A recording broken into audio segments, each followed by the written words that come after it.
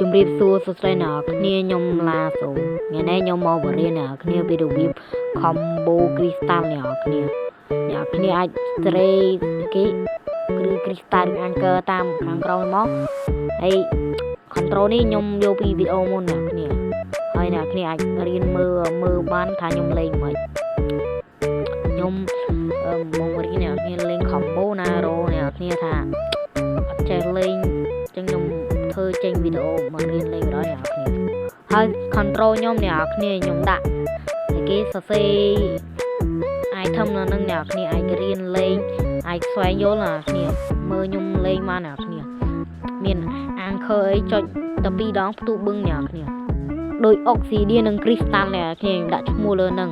អ្នកគ្នាអាចមើលបានតែនេះខ្ញុំលេងចេះខ្ញុំអត់ដាក់ហើយសូវឃើញទេអ្នកគ្នាបើអ្នកគ្នា down control ពីវីដេអូមុនអ្នកគ្នាបាច់ឃើញហើយបើអ្នកគ្នាដូចអត់ចេះលេង control ខ្ញុំអីអ្នកគ្នាអាចមើលបានខ្ញុំមើលខ្ញុំថាខ្ញុំលេងមិនអ្នកគ្នាហើយ control នេះខ្ញុំបានកែខ្លះៗអ្នកគ្នាដូចកន្លែង enable អ្នកគ្នាខ្ញុំគប់ enable ឡងមកធូរធំចឹងវិញអ្នកគ្នាតែខ្ញុំស្រួលដាក់អញ្ចឹងស្រួលលេងចាំខ្ញុំរៀនអ្នកគ្នាដាក់នៅតាមក្រោយអ្នកគ្នាអាចមើលខ្ញុំ combo បានអ្នកគ្នា